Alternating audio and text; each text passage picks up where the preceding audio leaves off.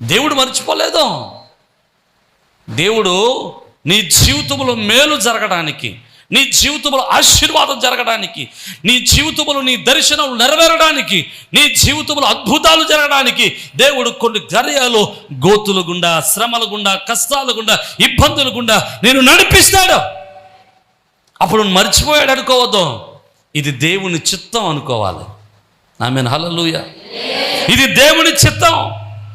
ఇక్కడ ఉండటం దేవుని చిత్తం, ఈ స్థితిలో ఉండటం దేవుని చిత్తం, ఈ స్థాయిలో ఉండటం దేవుని చిత్తం, ఈ బాధలు అనుభవించడం దేవుని చిత్తం అనుకుని మనం దేవుని మీద ఆనుకోగలిగితే ఒక రోజు రాబోతుంది, దేవుడు నిన్ను జ్ఞాపకం చేసుకునే రోజు రాబోతుంది, నిన్ను ఆ చెరసాలలోంచి బయటికి తీసుకురాబోయే రోజు వస్తుంది.